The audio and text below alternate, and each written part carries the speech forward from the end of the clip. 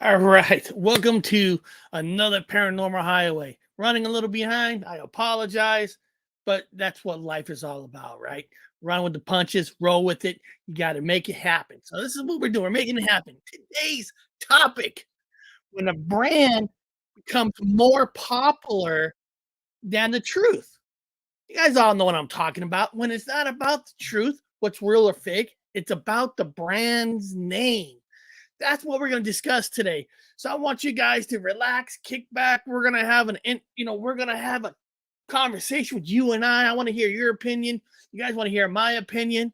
And let's talk about when the brand name itself is bigger than the truth. So after the intro, go to the bathroom, get popcorn, get some beer, soda, whatever you got to do, because after the intro, we're going to get this show started. I'll see you all riding on the Paranormal Highway. See you after the intro.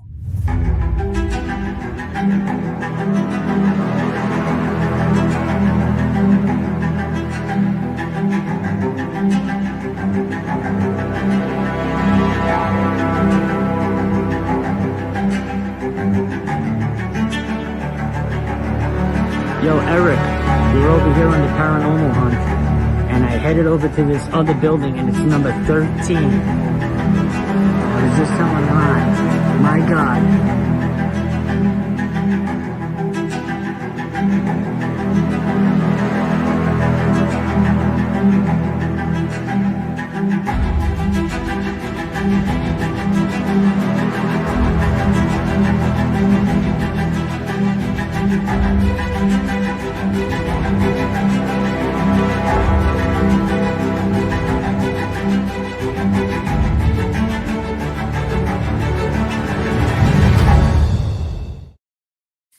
All right, we're back, and I'm so glad you guys are here with me today because we're talking about a topic: when a brand becomes more than the truth.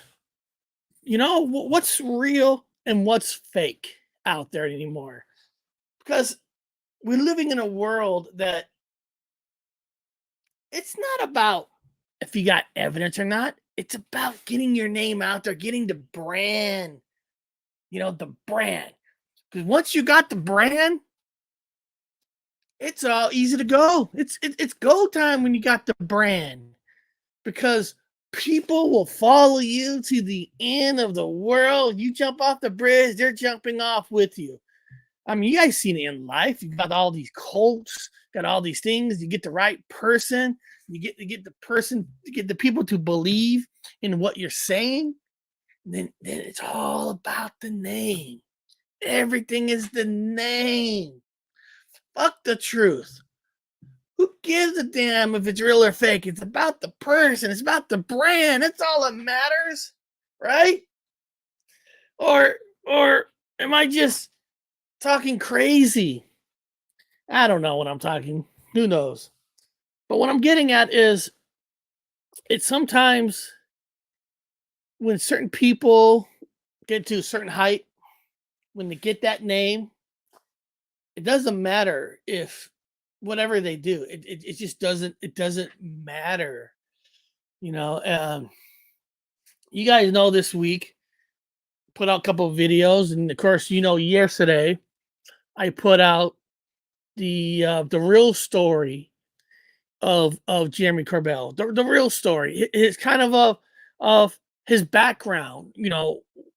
What was he before he became this ufologist, became the spokesperson for the UFO community. I know right now a lot of you in the chat thinking, well, he's not my spokesperson.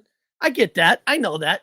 But more or less, we live in an era, we live in a social media that when they think of ufology, I hate to tell you guys, Jeremy Corbell is the leader.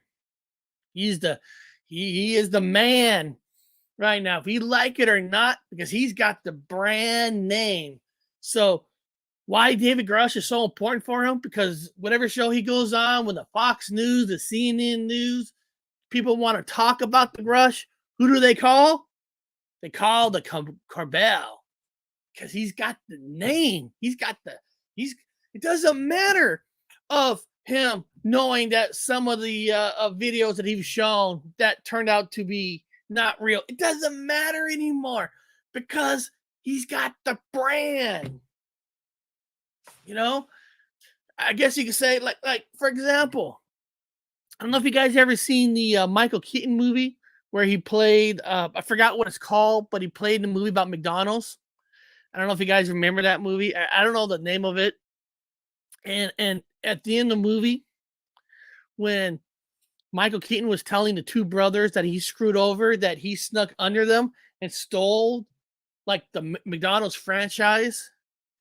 And when he went and told them in that movie, like one of the best, most perfect like scenes when he said it wasn't about how fast you can make the burger, how good or not you can make the burger. You had the name. You had the name McDonald's. People will remember that name. The food doesn't even have to be good. He took it over. It was mainly because the name McDonald's. That's a brand. That's what I'm talking about. You know, I don't know how you guys feel about McDonald's food, if you think it's good or not. But McDonald's can say, we're going to cut back on half of the ingredients in your food. Not as good. You're going to put it out tomorrow. People will still go back. You get a few people that will say, nah, that don't taste that good. They'll go back because they know the name McDonald's. You guys all know this. Well, first of all, let me just say hi to a bunch of people first. Mindfort, hello, my love. You're awesome. Dina P, Dutchy, Jojo, Danny, World Bigfoot Radio, Dogman UK, Andy, and all that. So listen, and again, guys, over the weekend, I did what I said. I removed a lot of wrenches to make it more simple, just so you guys know that. I picked a few people that, you know, they'll monitor for anything that's shouldn't be happening. That, you know, people are not being cool with each other. You know, so, and if you have a link you want to put out, Danny's going to be the link guy. Danny's job is the link. So if you want to drop links and stuff, just tell Danny to put out your link and Danny will do it. So Danny's the link guy, and then everybody else are the people that's going to make the judgments. And doing it this way, and it's not this, I'm not trying to disrespect anybody, but by lowering the amount of wrenches. So if something happens, if something, I don't know, person gets banned on accident or whatever, then I only got like 4 or 5 people. I can say, hey, which one of you did it? Instead of having like 10 or 20, and then you don't know who's doing what. So I brought it back down. I made it simple. And if you have a link you want to drop, just give it to Danny, and Danny will put that link for you guys.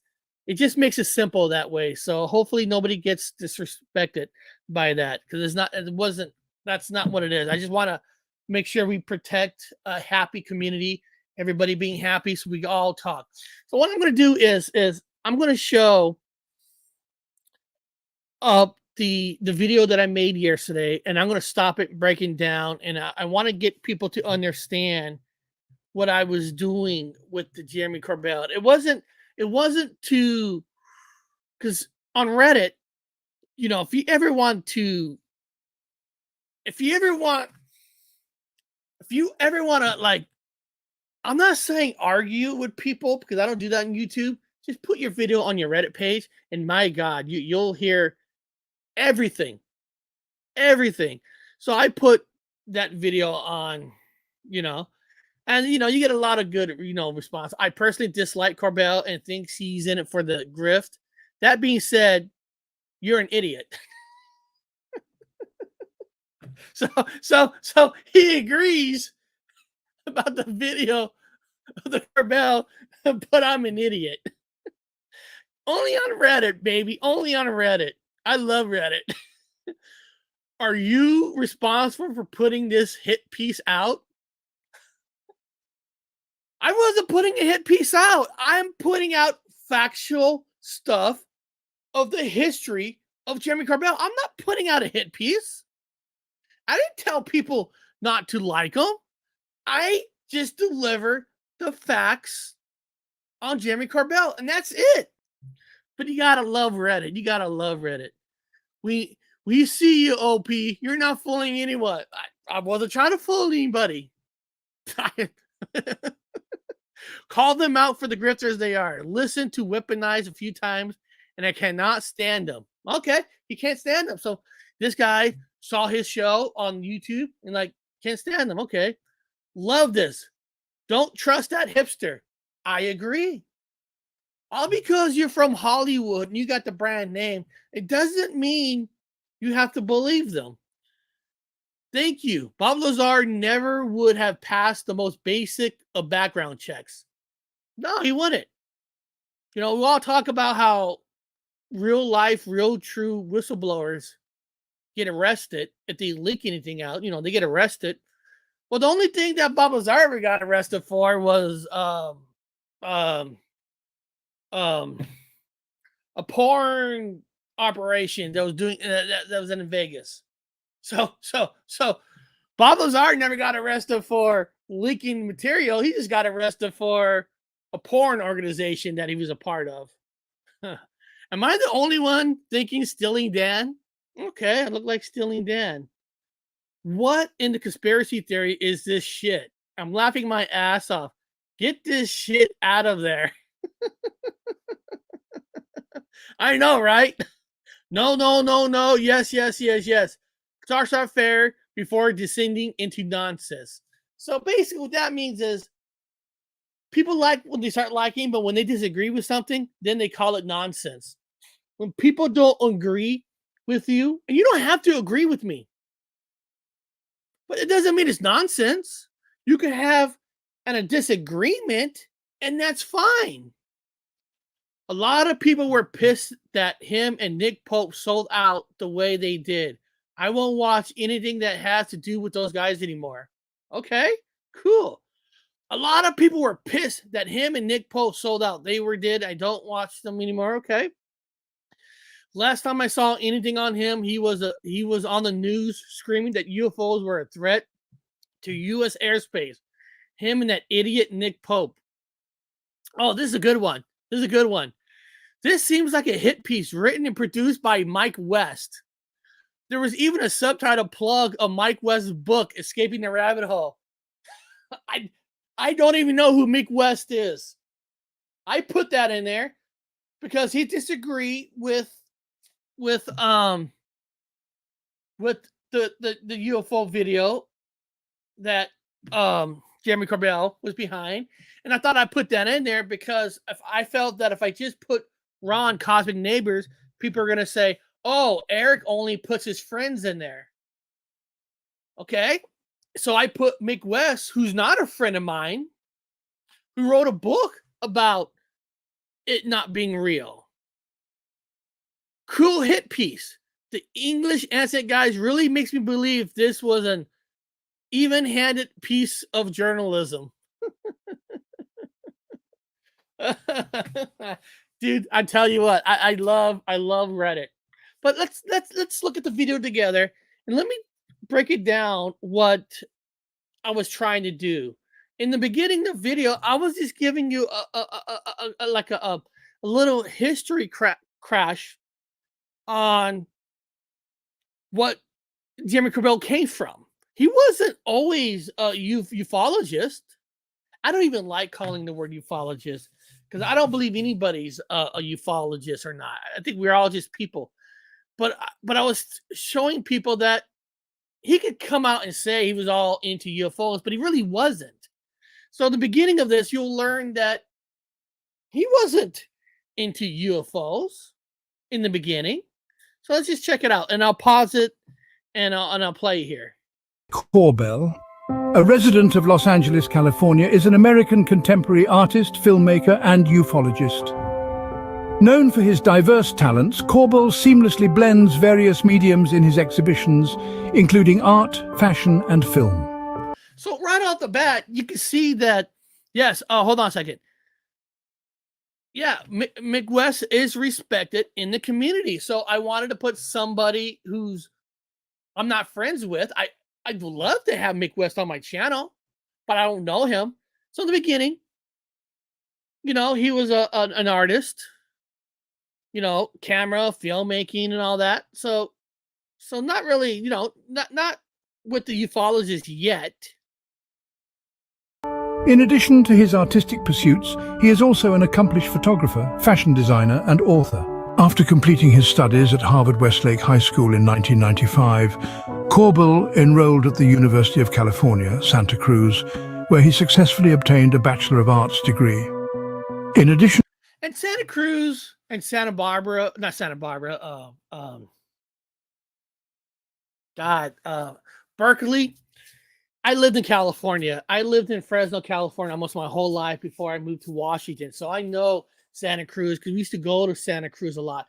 Santa Cruz and Berkeley were more of your, not necessarily hippies, you're supposedly called thinkers, the artist, the people who be professors and book writers, so those colleges were more that kind. So those colleges have nothing to do with art. Not really. It's archaeologist classes there, but they're not really in archaeologists, the study of things. They're more for your films, your hippies, your books, and all that art school. Just so you guys kind of know, he's gonna lay the smackdown on those UFOs. He is, dude. To his academic achievements, Corbell is also a skilled practitioner of jiu-jitsu, holding a black belt. In 2001, he took the initiative to self-publish his first book, titled Radiant Source: Cultivating Warrior Consciousness, which delves into his personal philosophy on martial arts. During his travels in Nepal... So basically, his first adventure in making money was his karate, kung fu, jitsu, whatever you want to call the shit. Because remember, he was born in privileged life. He could do whatever he wanted. So his goal was to travel with the jitsu or whatever and write the books. So that's where in the beginning of that's where he wanted to do his money in. But something happened to him that kind of took that away. So his first thing to make money in life is Jitsu karate. Nepal and India in 2004, Corbell unfortunately contracted valley fever. This illness caused him to endure significant physical challenges, including a weight loss of over 35 pounds, 16 kilograms, daily fevers, hallucinations, and distorted vision. Despite these hardships, he managed to return home and seek medical treatment at UCLA. Due to the complications arising from his condition, Corbell was unable to practice martial arts for more than a year. So basically, it took him away from martial arts. So kind of takes away of kind of making money on it because he can't go to tournaments. He can't show people his skills, his fighting. So getting that sickness, the valley fever, some people said that that's when he kind of became a little bit illusional. Now, I'm not saying that. I'm not a doctor. I'm not saying any of that's true. But the valley fever really kicked his ass because, like I said, he was privileged and he was able to travel anywhere in the world because he comes from privileged money. Where most of all of us have to work for a living. The most traveling some people could do is go to your next county over. He could travel the world, but he developed the fever, took him out for a whole year. So now he can't make good money out of that. I am an artist. My work is beautiful. I'm an artist now. Let's hear a little bit more of this. However, this setback led him to explore his artistic side. In the same year, 2004, Corbell embarked on a clandestine endeavor, salvaging windows and doors from local building demolitions in the Los Angeles area. He repurposed these materials into captivating art installations, showcasing his creativity and resourcefulness. Over time, Corbell has exhibited his artwork in various private settings and galleries, gaining recognition for his unique approach. In the summer of 2010, So, again, he's an artist now and hoping to make it huge in the artist world. Almost seem like everybody's an artist, taking doors off buildings and recreating something out of garbage, which has been done by a lot of people. Sure, you go drive out in the country, go drive out in the Midwest and all that. Go drive out. You'll see a lot of great artists that takes junk and makes beautiful things out of it, right? But I mean, and they do it for free. They're not doing it for money. There's a lot of great structure you see out in the country when you drive out in the heartland of this great, beautiful United States of America, backlands, right? You'll see a lot of great materials.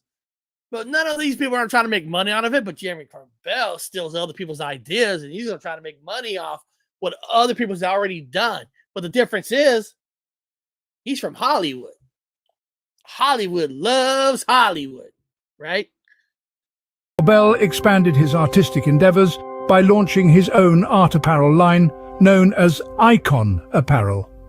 This venture was a collaborative effort with Andres Izquierda, further showcasing Corbell's passion for merging art and fashion. Hold on a second. I gotta go back here. Oh, hold on a second. I gotta go back. Let me go back here for a second. Now, let me go back here for a second. Hold on. Let me go up. Hold on. Oh, cool. All right. Okay. Now, guys, people in the chat. Dr. Wu's going to join me. And again, I apologize for changing the times, but a lot of things happened this morning. But, okay. So now Jeremy Corbell working with this guy on creating this brand of a shirt. And listen. First of all, that design of a shirt icon, no offense, is very, very, very ugly. And then the idea Sorry, I'm late. This guy's just going to put his hand in paint. And I'm sure, and if I remember right, those shirts were like over $100 and stuff. I mean, no offense, Bob, you could create a shirt and write the word poop and take paint I would. and throw it on. Yeah, I would do it. It's about the brand, people.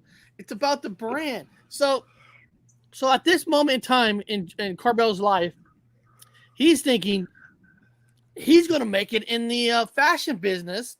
Yeah. An idea of mixing paint and art with shirts. Yeah.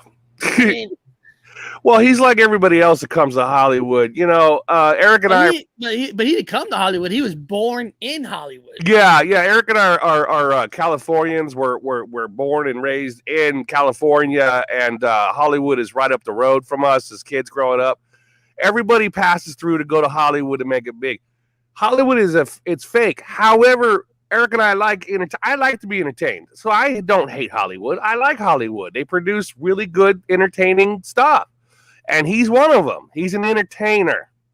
He ain't no fucking professional. He's an actor / entertainer / I'm a writer of scripts / I'm a director / I'm in charge of ufology / what else? What does he do? And you're right. He is a entrepreneur and opportunist. That's He it. has the money. He has the money background. He can do whatever he wants. Where a lot of us will have to earn it. Yeah. He can just play with it. Yeah, it's what he does. Now, this is where everything he's done to that point, it's not really making him the money and his name brand yet. So how does that come into play? Well, you'll see here a little bit in the video. Known as Icon Apparel. This venture was a collaborative effort with Andres Izquierda, further showcasing Corbell's passion. If any of you in the chat want to spend like $100 on a Paranormal Highway shirt, I can make sure myself and Bob take paint and we'll sprinkle some paint on it to make it to give it that touch.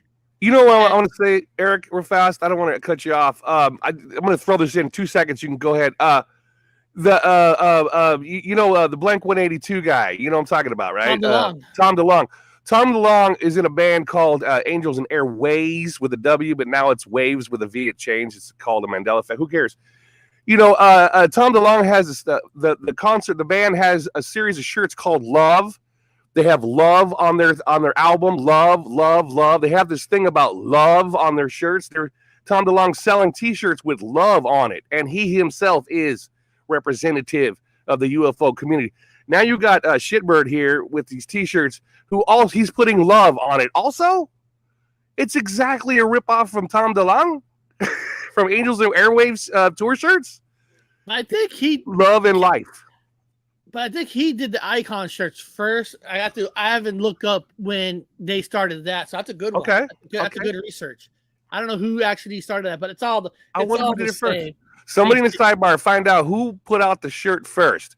This Shitbird or the other Shitbird? Who put out the love shirt? Let's see.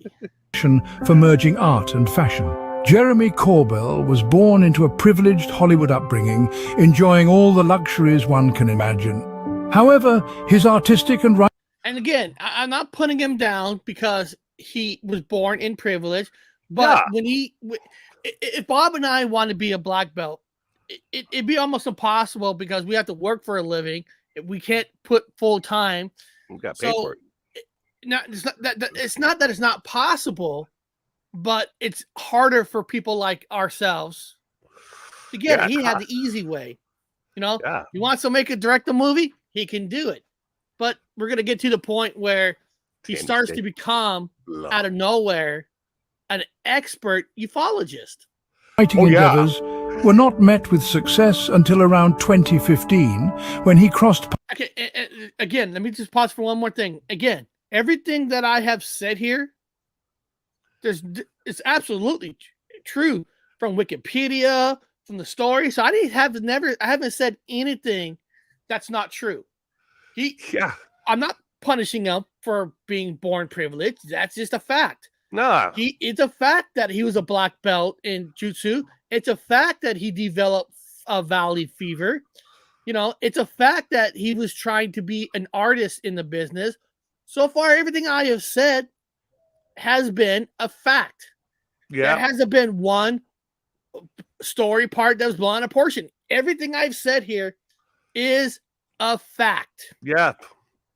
He's a paths with George Knapp and Bob Lazar. Okay.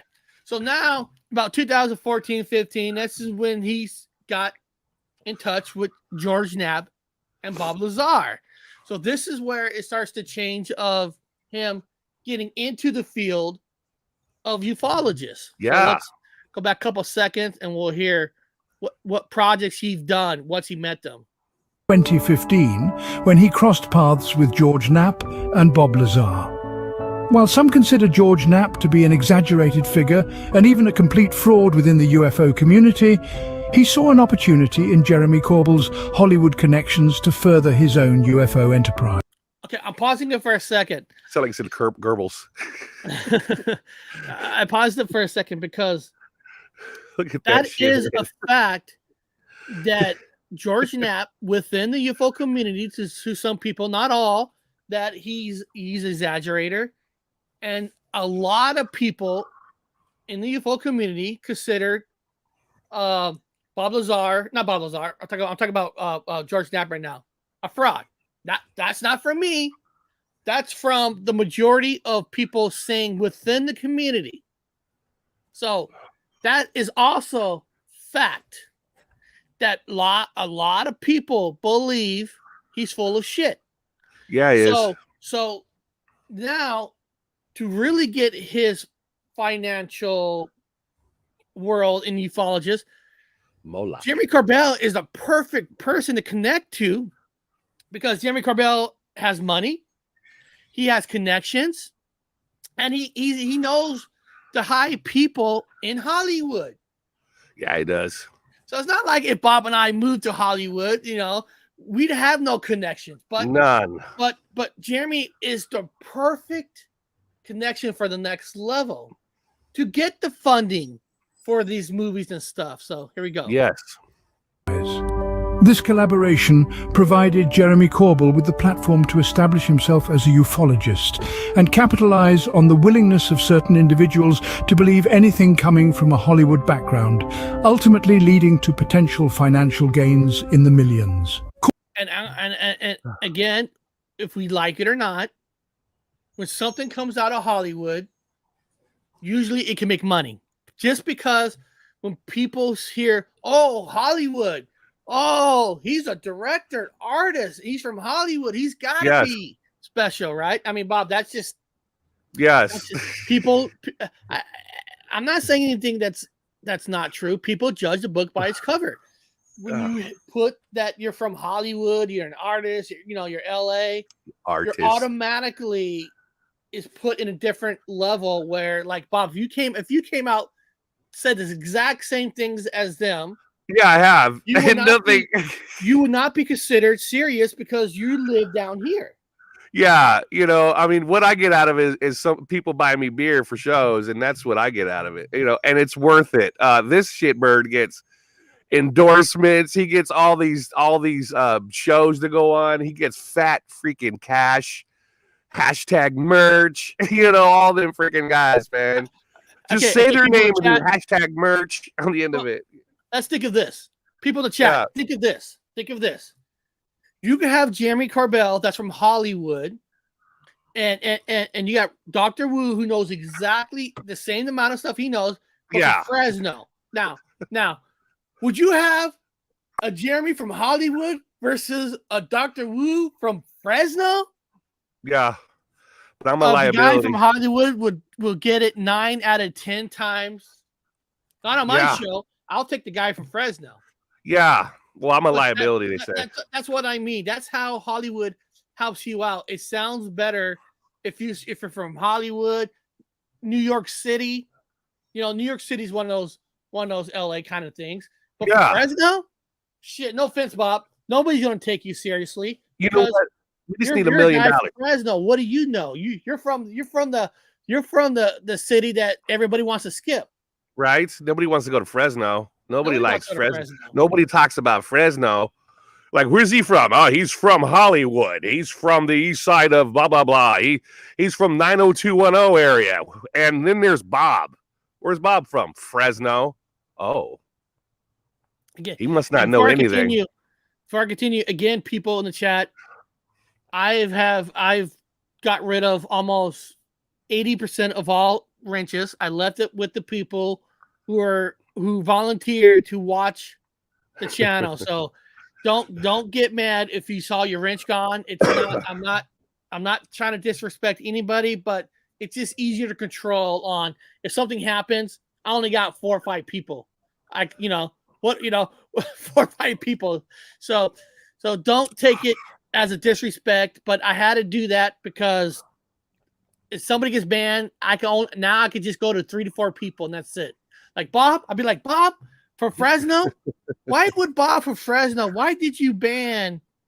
I don't know. Say Bob banned Judy Willer, who's a wonderful person. Bob from Fresno? Why did you ban Judy? I had no choice. I'm attracted to her. I can't have her in the sidebar. I can't have her there. You can't have that. If I'm attracted to you, I can't have you there. So please don't take it that the blue wrench is gone. I'm done with wrenches anymore. I'm not even doing it no more. So the people who have it are the people who said they'll help out, and that's it. That's all I need. And also, I need to apologize to Eric for being late. Eric took me to the airport at 1:30 in the morning, and I had no sleep. And I did a show last night with no sleep, and so I overslept. No problem. So let's continue this. Let's hear more. Corbell has also produced experimental and factual films that require reliable sources. Among his notable works is Hunt for the Skinwalker, which is based on a book by George Knapp and Colm Kelleher. This film, distributed by the... So basically, now since he got with George Knapp, of course, he directed the movie Hunt for Skinwalker Ranch. So now, automatically, and of course, George Knapp is also a producer. Now, some people said and I can't confirm this or not, that technically Jeremy Corbell didn't really direct it. He got the funding for it. He was the link to get the money for it. It was really George Knapp who technically directed the movie, but I got no facts on that. So again, now he got with George Knapp, Bob Lazar. Now he's becoming what you call a successful ufologist. Now, only thing that Jeremy Corbell really did was get the funding to get this thing done. And like I said, some people said he didn't really direct it. It was his money, his name. He wanted his name to be the brand. So that's why I said he was directed by him. But again, some people said it wasn't. But I can't prove that. So just a little thing. I'm a purple people eaterologist, Eric. Orchard delves into the mysteries surrounding Skinwalker Ranch. In 2015, Corbell initiated his investigative film series called Extraordinary Beliefs, presented by Jeremy Corbell. Furthermore, Corbell has shared numerous videos and still images showcasing unidentified aerial phenomena. So now he got his name out there, a successful director, and now he gets his own TV show on UFOs, where just a year prior he was doing artwork. He was doing karate. He had no real true knowledge or love for UFOs, but kind of like Tom DeLonge got with the right people to build that corporation deal. Now Jeremy Corbell got with George Knapp and Bob Lazar, and he was able to get, join the boys club. Yeah. He looks like he enjoys a lot of money. Bob, there's a lot of money to be made in UFOs. And guess what? You're already halfway there because you already got Hollywood. Yeah. He looks like he enjoys pasta way too much for a man. Like men like steak and a little pasta. He looks like he enjoys a lot of pasta. You look at his face. He does. That's something wrong with that. That's a flag. And this is also true, Bob. It seems like if you're able to have a documentary, I'm not talking about documentaries for YouTube and stuff like that. I'm talking about documentaries that can be on the big screen. Yeah. That can be on the high streaming services that when people make a documentary, you're automatically thinking that what they're saying is true. Yeah. Not realizing that you could take a script directing and you could change it any way you want to make people believe what you wanted to believe. I would watch a documentary film made by Connor, Bigfoot Anon. Hands down, I would enjoy the shit out of it. Carbs are evil. Watching his films, I feel like I want a big plate of pasta. That's not normal for a man to have that feeling. Well, but if Connor made it, I would have steak and some potatoes and watch his documentary. But this man, I want like pesto sauce. I feel like pesto sauce. Bob, you could almost make a documentary out of anything you want, really. Anything. Like, look at this microphone. I'm going to make a documentary about the people who built this behind the scenes, the people who go to work every day. Yeah. There was a day that a guy was thinking about calling in sick. And if he would have called in sick, this might not got built in time because they didn't have the full staff, and then it didn't get in the shelves. It didn't get sent out of the truck. It didn't get to Best Buy to the moment in time where I bought this for the show. Yeah, we'll go back and roll tape on where the worker was supposed to go to work, but he missed that day. Eric's like going through the research. That day, and he called in sick that day. I could be sitting here with another mic, with a different microphone. And what I'm saying is, Bob, you could make that into like a serious type of deal, right? Yeah. I mean, what I'm getting at is all because you have a documentary, it doesn't mean you should be considered smarter or better than anybody else. You can make a documentary almost on anything. I'm going to do it on a log of wood. But I would love to see a documentary on Dr. Wu. I will say that. Yeah. Yeah. You guys would be scared. That would be fun. All right, let's hear some more. UAP. These include visuals captured by Getting to the pilots using point. their cell phones while in the God cockpit. made this. Real Radar data displaying 14 UAPs swarming the USS Omaha and footage of triangular objects in the sky filmed by US Navy personnel. Additionally, in 2018, Corbell directed the documentary Bob Lazar, Area 51 and Flying Saucers. Jeremy Corbell informed Fox News that the military footage capturing the UFO sighting above USS Russell in July 2019 is not only the most exceptional footage he has ever witnessed, but also the most remarkable footage the world has ever witnessed. Now, first of all, Dr. Wu, you would have to have big balls to say this footage is the best that anybody has ever seen. Yeah, who made that Just saying, decision? and I'm the one to give it to you.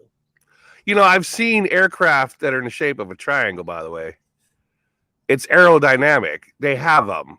I worked at the Museum of Flights, and they did make triangle-shaped aeroplanes. And that's Bob. Bob, first of all, that's funny that you said that, because the next part of the scenes that I put in are two different people that are skeptical on this. Yeah, I already know it's Ron, and Ron's the same way. Ron's another guy. And I want you to hear what this first guy says. This first guy says, it kind of matches on what you're saying. So it's hold on. suspended in air. Renowned UFO investigator Mick West, who is the author of Escaping the Rabbit Hole, said he has already debunked the footage, saying, "It's the simplest explanation. And the simplest explanation is that it's just a plane. It's just a It plane. moves like a plane. It acts like a plane." Ron Mason, Okay, before we get to Ron Mason, now, so first of all, actually, Bob, before you got in, I was showing on people in Reddit. A couple people wrote in the Reddit chat that said, Mick Rink, the guy I just put, is probably the one who made this video to sell his book. No. I just wanted to show different people on what they think it is. Now, next person is Ron Cosmic Neighbors, who actually took a step that almost no ufologist claim or person who's into UFOs has ever done. Took advantage of the Freedom Act and said, I'm going to use the Freedom Act, and I'm actually going to send a letter to ask about the video. I'm telling you. Yeah, because he's a citizen and he pays taxes, and you have the right to ask those questions because you pay for it. So Ron did the right thing and says, since I'm paying taxes, I'm going to ask a question. And this is what he got, people. This is what he got. Plane. It acts like a plane. Ron Mason, a renowned UFO investigator, recently submitted a letter to the Department of the Navy under the Freedom of Information Act regarding the incident. In response, first of all, you saw the official letter that he sent. Now, you guys, we notice I call them a UFO investigator, not a ufologist, because he's like me. Ufologist is just a label. He's for a debunker. People to put people who claim that they're the best. I'm a ufologist. No. Yeah. He's a UFO investigator. He investigated the footage. He investigates misinformation. So in the beginning, you saw him with the letter that he got back from the state, from the government, and they gave him a claim number. So they gave him a case number. So he got a case number, and what you're about to see is one of the main paragraphs and what it says. Here we go. Navy Captain Padilla promptly replied to Ron, conveying the following paragraph from the letter. After their search, the ships informed our office that they could not locate any records of investigations or otherwise, and therefore no records exist. No evidence of... Okay, so what you just heard there is exactly what they wrote to him, that for whatever reason, there's no records that exist. And then you're about to hear in this next part of what a high percentage of people in the UFO community thinks what was really behind what the Navy was thinking at the time. And then after I play this, we're going to talk to Bob real quick on this part, because Bob was in the Navy. Yeah. So we'll see if Bob thinks it is plausible that they would do this. So I want you guys to hear this part. Any investigation conducted by the Navy to identify the source of the leaked videos to Corbell could be found, it appears that the Navy is aware that someone within their ranks recorded and leaked the videos, yet they did not make any effort to inquire further. This is why the UFO community believes that the Navy utilizes Corbell as a means to disseminate misinformation. They are aware that he will appear on television and claim that the videos depict extraterrestrial beings. This is precisely what the military wants the public to believe. They do not want us to discover that these videos showcase new classified technology, or that our adversaries are deploying drones above our highly expensive warships. Now, I was in the Coast Guard. Now you were in the Navy. So Yeah. So in your opinion of what you've seen, because you're firsthand, you were actually on the USS Blue. Yeah, I was with Snoopy You were too. on a ship. Yeah. So do you think that's plausible that the Navy is that smart to say, hey, we're going to use Corbell as a tool to be able to, so people Brilliant. can think it's aliens, where most people think aliens are fake anyway, and they're experimenting with their new planes or drones? Yeah, actually, yeah. That way they don't have to lie. They just contract a liar. I was on a ship. We had Central Intelligence Agency guys. And I understand, guys, CIA isn't what you think. They're not guys jumping over carts on fire with things blowing up behind them, looking all mestizo. No, they're fat old guys that are bald with checkbooks, and they write checks. The United States government wants to employ you as a contract to do misinformation. How say you, sir? I'll do it, man. What do I have to do? Just make shit up. Just write anything, make fake videos, whatever. Here's a paycheck. We're sponsoring you. Same way the United States government, CIA, Central Intelligence Agency, purchased the land for Disneyland, for Disneyrando. If you look up the records, they bought the land for Disneyland. Same deployment, same kind of tactics. They hired him. No, you're talking about Disney World in Florida. Disney World, yeah. Where, Disney World. Where yeah. what they did was they use 100 dummies companies to buy out, so the farmers or the people who own this land don't rise the price on purpose because they know Disney is coming. Yeah. So if it's bought by all these little companies, they don't know that it's Disney, so the price stays the same. Which so was basically they kind of tricked you, and then once they bought it all, then they combine it all into one company. The Central Intelligence Agency bought. Because nobody researches, like if a company buys something, nobody researches technically who owns that company, because people like for example, you have Comcast, BlackRock. Right? You have Comcast. Their cable company is not called Comcast; they're actually called Xfinity. Their NBC is NBC. They have these little names that but they're actually owned by somebody bigger. So it's like a front. It's like a front, like Bob said. You said Black. Ron, write in. Can you tell people who BlackRock is on the sidebar if you're watching? BlackRock owns a lot, but you never see their name because you never see BlackRock's name on anything, but they own it all. Every company has BlackRock stocks and stuff, and who technically owns it, who owns the most stock. Yeah, so I imagine somewhere down the line, old shithead there is working for BlackRock. Somebody's flipping the bill for BlackRock. From BlackRock, that is, for old Corbell's or whatever. And Duke from World Bigfoot Radio says they also built the secret tunnel system under the Disneyland. Yeah, well, also, I worked at Smithsonian Institute, and believe me, guys, when I say there are tunnels like a motherfucker, because I was in those tunnels. All inside them tunnels. There's a lot of tunnels in DC, baby. But Bob, do you personally think there's people in the Navy or whatever sitting at the table and really thought of, like, let's use Corbell as a tool, or is that just conspiracy talk? You think they would actually? No, there's no conspiracy talk. That's 100% true. That's proven fact. That's what they do. That's their job. Now, I'm not saying it's wrong either. Here, let me say this again. I ain't saying what they're doing is wrong, because it's necessary.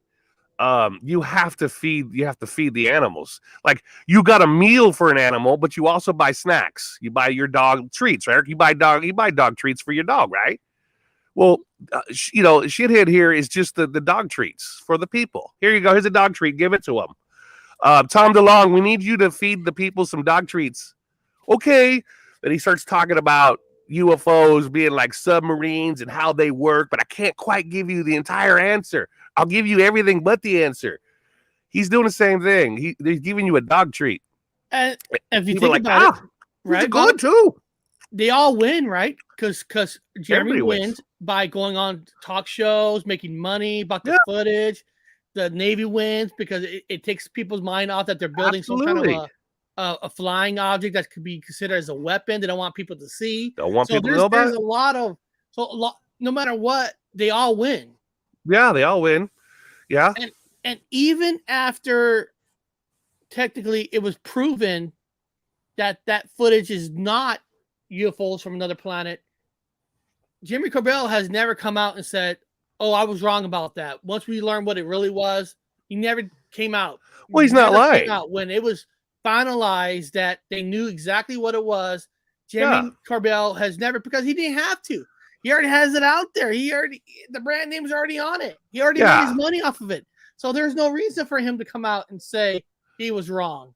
Yeah, I mean, you don't have to. As long as you have, like, if it's your buddy's sister's friend that saw an elf, it's your buddy's sister's friend that saw the elf, and what my friend's sister's friend said, that the elf had ears like this. It was 2-dimensional. It had lots of hair. You're sitting in a corner room. So wait, let me understand this.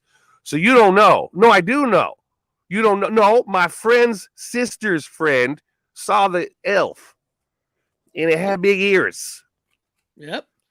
Let's hear more of this. You can lie all Jeremy you want. Corbell has yet to acknowledge that his footage is embellished and has conceded that he was mistaken regarding the authenticity of the footage.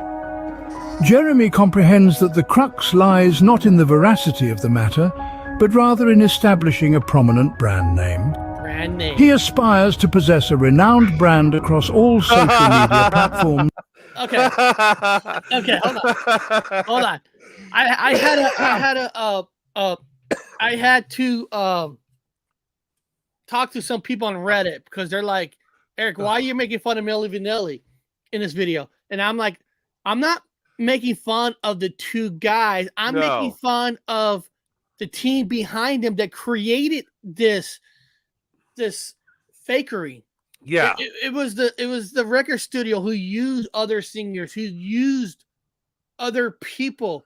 Those two, kind of like Jimmy Corbell, were just the tools to be used because, like, Jimmy Corbell wanted fame and money and power. These two guys were poor.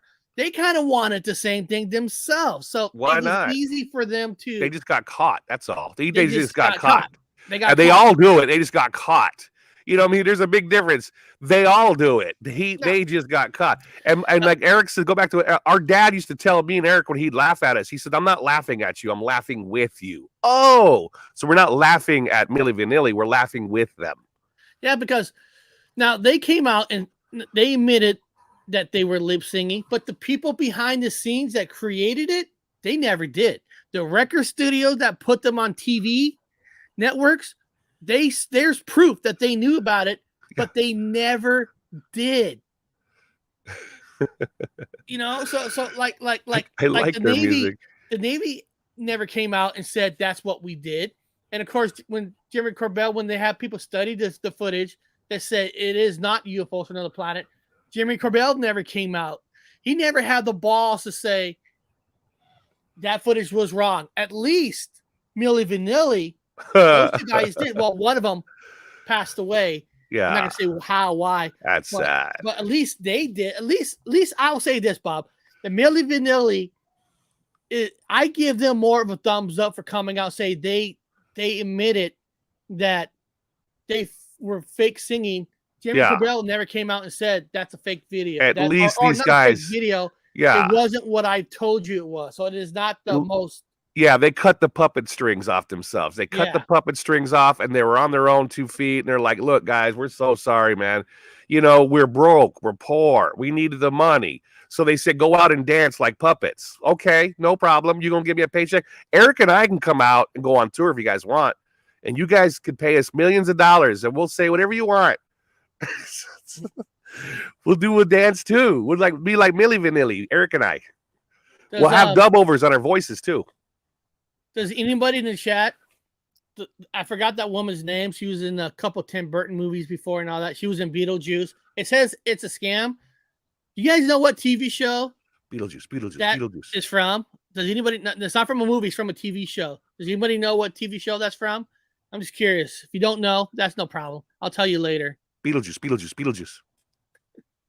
Networks, corporations, and the UFO community position. That's why in that scene I put corporations and all that, because it was corporations knew what the truth was, but they still don't come out and admit it. They don't have the balls. Himself as the authoritative figure to spearhead discussions on UFOs or UAPs. Jeremy Corbell's social circle comprises individuals with questionable credibility. For instance, Bob Lazar, known for his exaggerated claims about Area 51, lacks substantial evidence to support his narrative. Similarly, and what I said there was a fact that there are questions about Bob Lazar. And again, I said earlier in the show today that a real whistleblower gets arrested. Well, the only thing that Bob Lazar ever got arrested for was a porn ring in Las Vegas. Yeah. That's the only thing he ever got arrested for. Also, his company got busted for sending some kind of chemicals in the mail, and somebody died from it. But beyond this, now, and this what we're talking about here is also fact. Hear this. David Wilcock and his partner Corey Good have admitted under oath in court that they concocted false stories about aliens, super soldiers, and other subjects solely. Okay, that footage right there is him in court, basically admitting that everything was made up for financial gains. Yep. Now, of course, he came out and said he was forced to say that. Blah blah blah. He's forced into it. He was in court. Now, remember, so guys, so this is where you had to really truly think about it. So Jeremy Corbell is with Bob Lazar, who's it's not all facts that he has the proof that they did things. First of all, Bob, you know this. Yeah. There's things being done on every military base. Oh yeah. Secret. There has to be secret. It has to be. So technically saying that they were doing secret things, that's not really a lie. That's not even a stretch, because even the military base that's in a city that you know that it's there, there's special departments that you're not allowed to get there. You don't have the clearance for it. Yeah, everything is. It depends on what level you have of clearance. Clarence. Everybody has all of them. Of course, you got, stuff on your ships and on the base you can't let the enemy know about. You can't. You're just compromising the entire United States fucking military if you're giving away the information, because what good is a secret if you can't keep it? So you got these guys that go out there and do a spin cycle in the opposite direction, giving you false stuff. That's what they do. That's what they're paid to do. They're actors, Hollywood people, the WWF wrestling. Ask Danny Staten. Yep, and this guy, they really got caught, and he got caught on air that they made it all up. It's like football. Erica, we always joke about football. Everyone thinks that football is a sport. It's not a sport. It's not in court of law. It's entertainment. And see, Bob, this is where it really becomes Milli Vanilli, because people will say, well, because they faked it, it doesn't mean that Jimmy Corbell did, but even though he's part of this group. It's like the Milli Vanilli, like the people who created the fake singing. They, we didn't know about it. But here's the bottom line. It's legal. It means 100% legal because it's considered entertainment. Again, like football. It's not a sport. Look it up in the courts, whatever's. It's considered entertainment. So you can't say that the referees are cheating. Well, they can. The same thing with the referees in WWF wrestling or whatever wrestling you want. It's entertainment. So they could do whatever and say whatever the hell they want for entertainment purposes. They get pulled into a court of law. It's in the paperwork. They're entertainers. Oh, they can say whatever you want. And people, you don't think that's happening. There was a time when the NBA said, we're tired of all these great defense. We need more offense. So they start telling the refs that you start seeing these defense, you got to start calling more fouls to create it where you're almost not touching the player. He can score more points. Yep. And if you watch the NFL, there was a time that defense used to kick ass and be animals. But now you touch a quarterback wrong, you get a flag because they got to have more offense. Yep, we need more offense. We need more cowbell. So, Eric, we need more cowbell.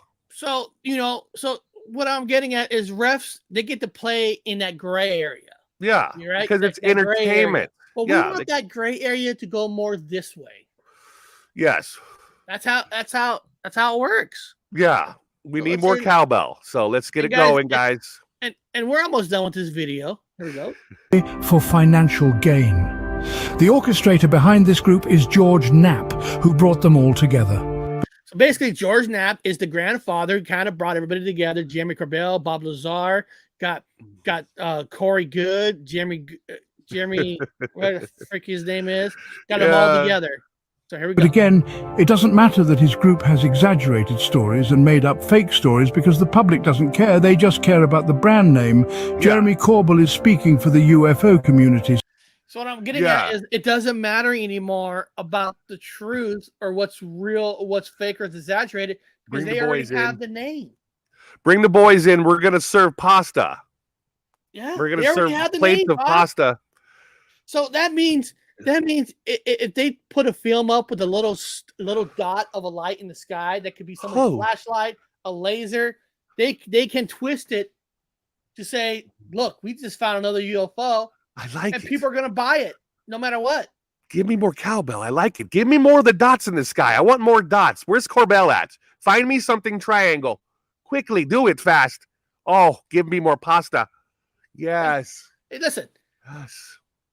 Bob, I'm not trying to be gross here, but Jeremy Corbell could take a shit and put it in a box and wrap it, and somebody would buy it. Somebody would buy it. Yeah, they would definitely buy it. He would.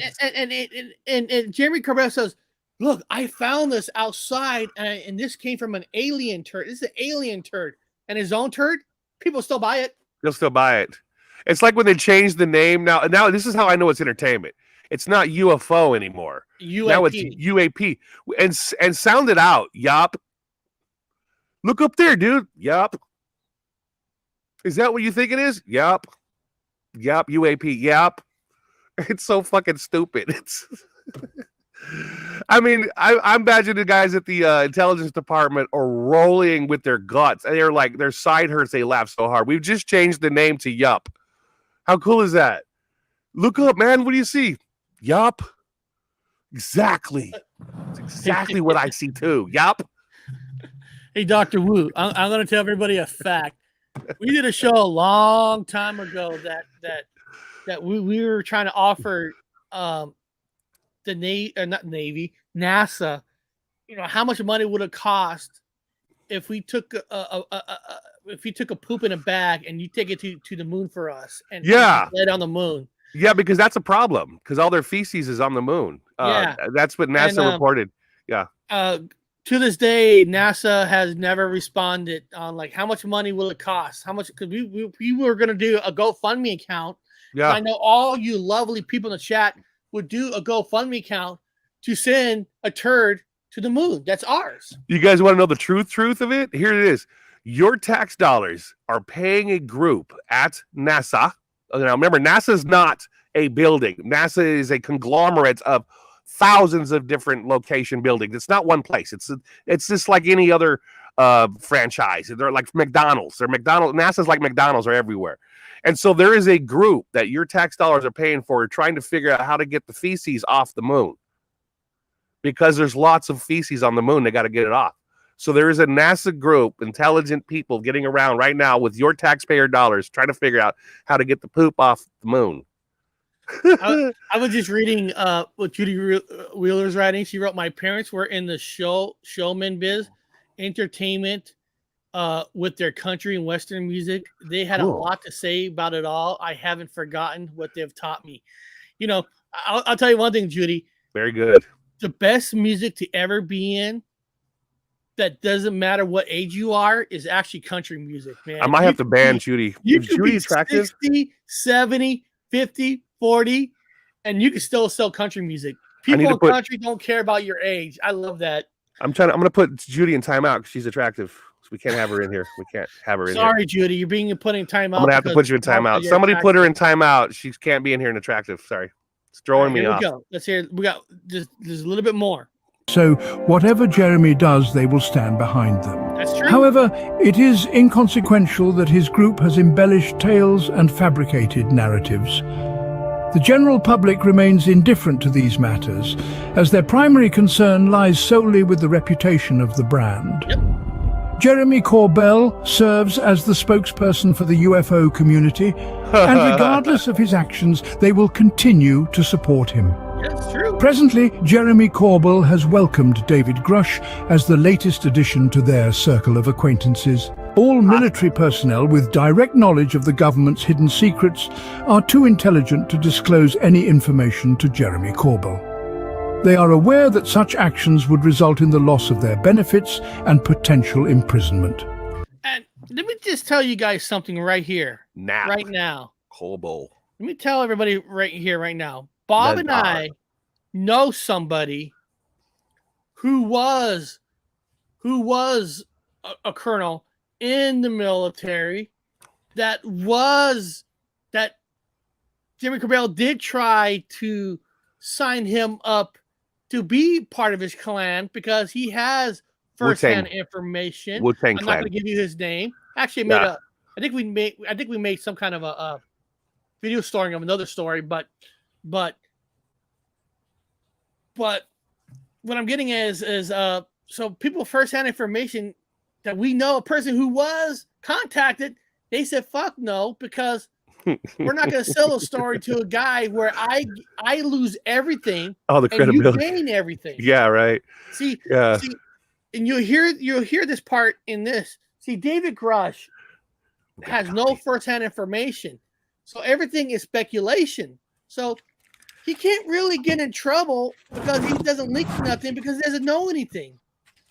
So he's like so basically Grush is perfect because he doesn't have no first-hand information. He has no proper paperwork of proof. So David Grush fits their circle perfectly. Now, like I said, Jeremy Corbell did try to get some first-hand people, and any smart military person that their whole life is going to be with the benefits, pensions, and retirement, they're not going to lose it for this guy. Because you have to guarantee a person that you are going to make millions for him. There's no guarantees. So they find the next weakest guy. Who's that? A person who doesn't even have first-hand information. Yeah, that's easy. You can't. Seriously, you can't write this shit up. Yeah. Yup. Wait, hold on. Yup. UAP. There we go. However, Jeremy Corbell remains indifferent to their potential incarceration, as his primary motivation is power and wealth. Interestingly, David Grush lacks any first-hand information, which means he cannot suffer any consequences or legal repercussions. Jeremy understands that David's fabricated narrative will generate more financial gain for him and his associates. Consequently, Jeremy will always emerge victorious with ample wealth to accompany his triumph. Look at the trophy. Will the UFO community ultimately unite in support of the trophy? I love that trophy, man. That was so fucking like I like Milli Vanilli and at the end of it, the trophy. I win. And I won all of you. And of course, this part here is about will the UFO community ever stand up? And apparently they won't. They say they will, but they won't. Truth, well, they will, and firmly request Jeremy Corbell and his associate to permanently depart. Only time will reveal the answer. Let us not forget the renowned statement of Fox Mulder, the truth is out there. Now, the reason I put in the Fox Mulder because Fox Mulder is fictional, just like they are. So it goes with it. So, again, This ain't a smear camp. This is No. factual evidence of Yeah. proof of what he is. Now, Entertainers. now, people again. Well, Eric, why would he go through all that? I'll tell you why. And I did Money. a show a long time ago. I actually brought out the numbers. Before he did all that, his net worth at that time, before he got into the ufologist, was I think like $1.5 million. Ha! So after he got into ufologists, Damn.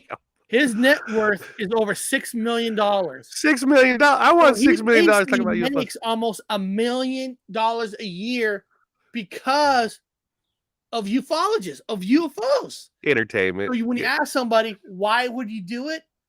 He found, listen, his artwork wasn't making money. No. His book for his karate wasn't making money because he got the fever and he couldn't do karate or jitsu, whatever you want to call it. And he was doing yoga at a school. He wasn't making the money that he yoga, wanted. a grown man. I told you he cost people got with Bob Lazar and says, and listen, Bob Lazar was smart. He was like, he got the UFO connections. He had it. We could do something together. And because of it, he's worth over $6 million. We call him AKA Pasta Boys. Sit down. Sit down. We've got some pasta. Ask you why would you do eat. it? That's why you do it. Because there's money to be made. Money. And Bob, I'm not here that nobody should not make money. If you can, I'm down with it. Go for it. Dude, if they put me in front of Congress and say, I'm going to give you $1 million to tell them a story, I'll tell you a story. You want a toe? I'll get you a toe. How much you paying me? What kind of toe you want? What time you want the toe? I'll give you a story. Give me $1 million. My friend's sister's friend said that she saw aliens. But the difference between but there is a difference $1 million, please. Between you talking in front of a panel and Jeremy Corbell. There is a main difference. This is the main difference. If I don't have the money. If they ask Jeremy Corbell to come out and tell them, like you said, a UFO story, well, he has to get his story from Bob Lazar. He has to get his story from his friend's sister's friend, Gary Knapp. Now they ask you a UFO story. You got some real, you got stories to tell them. It's up to the public if they want to believe it or not. But you don't have to ask somebody for a story. You have things that happen to you that you have a story. You guys need stuff has ever happened to Jeremy Corbell. Someone needs to take this video right now, the Paranormal Highway show, and take it to a producer and say, these guys will give you whatever stories you want for $1 million. Oh, Bob, this is great. Hold on a second. Where is it? $1 million. Why don't witches wear underwear? To get a better grip.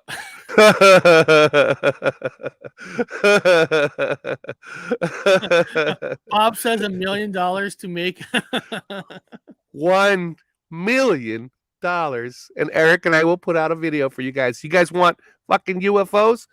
Eric, get a hold of Ron. Have that made by this afternoon. I want Ron on the project now with UFOs. $1 million. Pitch the guys in. Let's get a group of us together. We want UFOs.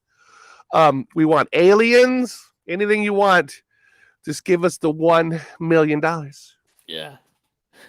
So when people say I made a video of a smear campaign, no, I didn't. I just told you a timeline from here to here that he was trying to make money here, make money here, make money here. Then he found something that he can make money in, which is we're just jealous. We're jealous because there's no one giving us $1 million. We can make those. We could be on that side, Eric, if there's someone just gave us money. We're just jealous. It's not a smear campaign. We're just jealous that no one's giving us millions of dollars to make fake UFO stuff. We could do it. I've got a crew. We got a crew, Eric. Yeah, we got a crew. We got a crew. We're ready to go. Let's go to Skinwalker Ranch. We'll have a UFO by noon. Yeah, we'll recruit Ron to join us. Absolutely. We need a tech guy. He's going to be the one making it in the computer. Shit, we need Ron. World Bigfoot Radio. His name is Duke. We'll recruit Duke, so we'll say that we have a Bigfoot guy along with us. We also need Bigfoot Connor because guy, Connor's a good we got actor. Ron, the UFO guy, and we just need a paranormal guy. So earlier in the chat, didn't we have my buddy in here I want Connor to be the one pointing up, going, "Look, dude!" exploring Harley? Oh, exploring Harley, yeah. Exploring Harley, the paranormal guy. Oh my God, Bob! Easily. Can you imagine? You get the camera ready, and we're like, "Hey, Connor, get ready to show us how enthused you are to see something." Exploring Harley. We had Harley and fucking Connor together, and have them because one of them has a really cool Canadian French accent for us. You could. Oh yeah, we got another accent dude in there. He could have him. We have to have a person who's a skeptic. So we'll use Dogman. We have that British, that Scottish. Well, I would like to have Dogman for one purpose because you don't understand a word he says. So he would be our spokesperson. Like, so explain to us what you guys saw, and then he's kind of like, okay, Dogman, take it over. He's like, I'm like, everyone's like, just go along with it, man. I don't know what the fuck he's saying. You know what, Bob? What you're saying is not fake because listen, we're subscribed to what we call Brett TV because we like watching Brett television, right? Yeah. But we have to turn on the subtitles because sometimes I cannot understand what the hell they are saying. Yeah, no, that's why Dogman would be the perfect spokesperson for the group. Okay. They want to know about what we saw and the whole thing with the evidence. Okay, Dogman, can you explain to them everything? Give it all I got, Captain. Like, oh yeah, we don't understand what he's saying. He said everything. You guys just don't listen. You guys don't listen. Dean and P said Connor is working on a new movie. My husband will be in it. Dean oh, cool. P, I got something to tell you. There might be two other people who up here that look asked for something. So you might see some other people in a movie too. Yeah. We just need $1 million. Yeah, we just need $1 million to complete it. We have a big crew. We have lots of appetites. We need steaks. We need beer. We need tea, specialty, and all kinds of wonderful things. We will get you guys a UFO and an alien if you want to. And then we'll have Dogman explain everything. So we'll have again, our team will have Connor. We'll have Ron. He'll represent the UFO side for us. We'll have Duke to represent the Bigfoot side for us. We'll have the Dogman. He'll represent the skeptic. For us. Dean and Pete. We have to have a female there because we don't want to be like chauvinist pigs. We don't be chauvinist pigs. We want to show that we care. So we'll have Dean and Pete and Judy there. But Bob, yes, you got to keep your hands off. Well, I mean, they're gonna have to wear Daisy Dukes. That's just part of the uniform. So Dina and Judy, for being part of the Skinwalker team, you're gonna have to wear Daisy Dukes. You have to wear Daisy Dukes the whole time. Part of it. Because it's entertainment, and because it's entertainment, we need Daisy Dukes. Because hold on, we're gonna need Danny Stanton to be the social media guy for us. Because he's great with channel. He'll go to channels and tell everybody that this is coming. Skinwalker Ranch. So Danny will be control of the social. Danny Stateston. Well, Danny Stateson's job is to hold the water hose. That's his entire. That's all he'll do in the entire show is he'll stand there with a water hose. Judy can. Oh, or we could get Danny to do comics of our team at Skinwalker. He can make comics of our investigative team. Make me very strong looking. We're gonna be in Utah. Oh, Juan de la Montaña. We'll need it. We'll need Juan de la Montaña to come with us too. Juan. Oh, we're gonna need bodyguards too. That's true. Yes, especially me because I get in trouble a lot. I'll be drunk a lot. So since Byron Creek subbed the channel, he can be a bodyguard. Yeah, you can be a bodyguard. Or hold the piss bucket. You can do that or hold the piss bucket. Someone's gonna have to hold the piss bucket because I don't feel like finding a tree anywhere. Right on the spot. It's like piss bucket person. I've been drinking heavy, so stay right there. I'll put a tip in the bucket. So Bob, what do you got coming up this weekend? Oh, other than trying to catch up on sleep, that's why, again, I apologize, dude. I had the alarm set, and that alarm was going off for like 20 minutes. I'm like, oh, God. I'm gonna do another show. I'm gonna get caught up. A lot of people have been sending me stuff like, "Hey, dude, we miss you." I said, "I've been gone for a little bit." Eric and I have been exploring. We went up to the Devil's Hand, and it was fucking phenomenal. We had all kinds of experiences there. So I was actually gonna share the screen and show people right here. Let me put this link. If you haven't, you guys have to watch this video. It was a lot of hard work, man. It was a long hike, so please watch it because it was a lot of hard work, and I got no sleep. So basically, guys, when Bob was here over this week, I took him to Devil's Hand, and you got to hike. You got to hike there. You got to you got to get Oh my there. God! And this is just a fun little video. And the cameraman is actually just got out of the military, so we had an ex Navy Marine guy. And what I mean is, he was in the Navy, but he was a corpsman when he worked on the combat corpsman. Well, he's a combat corpsman in Chinooks. Yeah. So we actually had a medical guy with us. Yeah, I needed it, man. If it wasn't for your wife's gift, which is edibles, by the way, I would have fucking fell down a long time. Your wife, Eric's wife, got me edibles, little gummy candies, man. I was like, oh, thank God, I was eating the edibles the whole trip. And I was like, Dr. Wu got slapped in the bun by Devil's Hand. Watching. Yeah, I did. Yeah, I did. I was in that. I was inside the Devil's Hand. And Eric says, "You feel anything?" I said, "Dude, I'm on fire. It's cold. It was cold as cold. It was cold." And I got inside the Devil's Hand, and it was so bad. I took off my jacket. It's on camera, guys. And there's steam coming off of me. There's steam coming. I go, "Dude, you seeing this?" I got sweat rolling down my face. And people, that video, it's only 36 minutes. Oh, you love it. We don't like putting out 2 hour, 3 hour. People starts to lose, so we like to make them shorter. So 2-3 hours, they get boring. They really do. They truly get boring. So just a fast, good 36 minutes. And then for $1 million, you can get more of these. You can get more of these videos for $1 million. Yeah. Pitch it to Corbell. Pitch it to the boys. Eric and I want a plate of pasta. I still don't understand how Discovery Plus is not seeing that footage of us walking that trail and not want us. They should hire us immediately. They should immediately hire us.